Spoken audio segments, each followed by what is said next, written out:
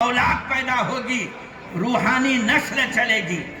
ہمارے بڑوں نے روحانی بلوغ کی کچھ علامتیں مقرر کی ہیں، جس طرح جسمانی بلوغ کی کچھ علامتیں ہیں۔ اگر ہمارا بچہ بالغ ہوتا ہے تو وہ یہ کہتا ہے کہ میں بالغ ہو گیا ہوں، میرے اوپر بلوغ کے احکام جاری کرو، میرا نکاح کرا دو، میرے بچے پیدا ہوں گے، ایسا بولتا ہے۔ بیٹا بولے گا باپ سے کہ میرا بیاہ کرا دو، لیکن اس کے چہرے سے کچھ علامتیں ظاہر ہوتی ہیں جن کو دیکھ کر باپ پہچانتا ہے کہ میرا یہ بچہ بالغ ہو گیا ہے، اگر اس کا نکاح کر دیا جائے تو اس کی نسل چلے گی، اولاد پیدا ہوگی۔ اسی طرح سے ہمارے یہ حافظ جب یہ مدرسے میں داخل کیے گئے، یہ ناظرہ پڑھ رہے تھے، نابالغ تھے، 5 پارے یاد کیے، نابالغ تھے۔ جب انہوں نے 30 پارے یاد کر لیے تو اب یہ روحانی اعتبار سے بالغ ہو گئے۔ اب اگر ان کو استاذ بنا کر کسی ادارے میں بٹھا دیا جائے تو ان کی روحانی اولاد پیدا ہوگی، روحانی نسل چلے گی۔ تو ہمارے اسلاف نے روحانی بلوغ کی 2 علامتیں مقرر کی ہیں۔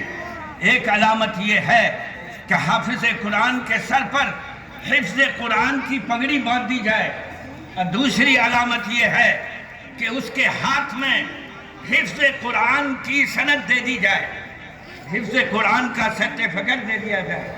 تو دونوں علامتیں آپ کے سامنے میں ابھی نماز عشاء کے بعد ظاہر کی جائیں گی۔ انشاءاللہ ہم لوگ یکسوئی کے ساتھ اس میں رہیں گے۔ میرے دوستو، یہ اذان کے بجے 7:30 اور ہے میرے دوستو، رفیق محترم حضرت مولانا مفتی اطہر حسین صاحب نے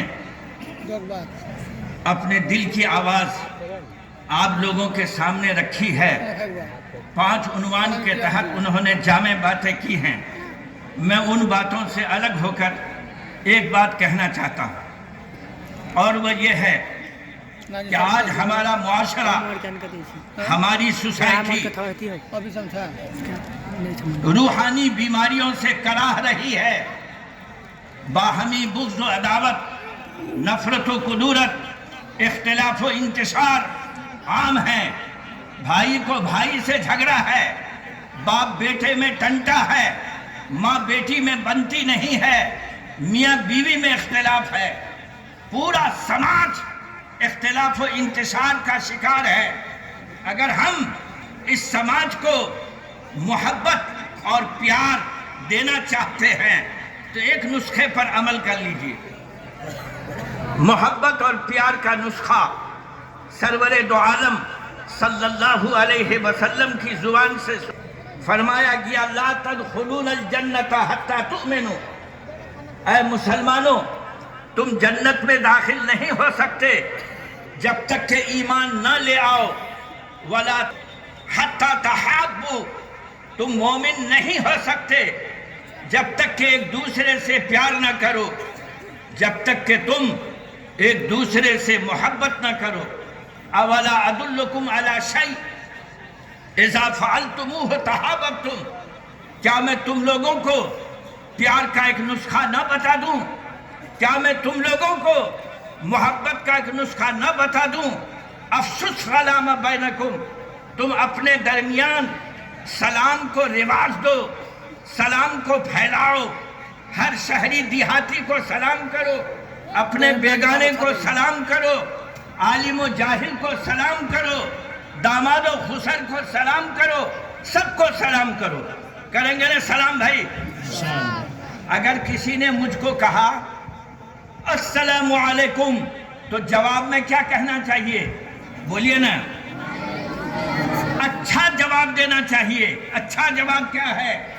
کہ وعلیکم السلام ورحمت اللہ وبرکاتہ، تم پر بھی سلامتی نازل ہو، اللہ کی رحمتیں نازل ہوں، اللہ کی برکتیں۔ اور اگر سلام کرنے والے ہی نے برکاتہ تک سلام کیا ہے اور آپ اچھا جواب دینا چاہتے ہیں تو کیا برکاتہ کے بعد منشیاتی کیجئے گا؟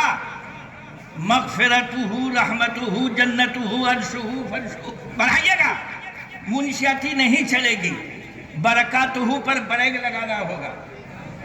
اور ایک بات اور سنیے، بعض لوگ جو ہے السلام علیکم کے جواب میں منہ نہ ہلا کر نومن کا پٹا ہلا دیتے ہیں، یہ جواب کا کام مقام نہیں ہوتا، منہ سے بولیے وعلیکم السلام۔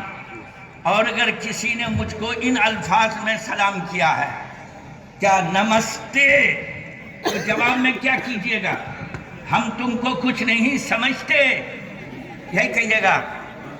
جواب میں کہیے، منہ دبائیے، کہیے ہداک اللہ، کہیے یہدیکم اللہ۔ اور اگر کسی نے آپ کو کہا رام رام، تمہارے باپ کا کیا نام، جواب دیجئے گا، کہیے یہدیکم اللہ۔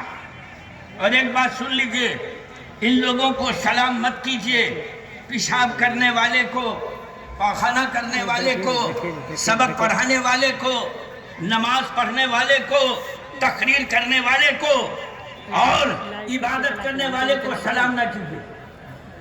اب ایک شخص نماز میں مشغول ہے اور وہ نماز پڑھ رہا ہے، ایک منشی جی مسجد میں بعد میں آئے اور انہوں نے نماز ہی کی حالت میں اس کو سلام کر دیا، کہا السلام علیکم۔ اور نمازی بھی ایک نمبر کا منشی تھا، اس نے نماز ہی میں جواب دے دیا وعلیکم السلام۔ بولیے نماز اس کی رہی یا چوپٹ ہوئی؟ نماز چوپٹ ہو گئی، اس منشیاتی کی ضرورت نہیں تھی۔ اچھا، تو اناؤنسر صاحب فرما رہے ٹائم ختم ہو گیا، اب میں اپنی بات ختم کرتا ہوں۔ اللہ ہمیں توفیق دے کہ ہم حضور کی ہر ایک سنت کو زندہ کرنے والے بنیں۔ جزاک اللہ احسن الجزا۔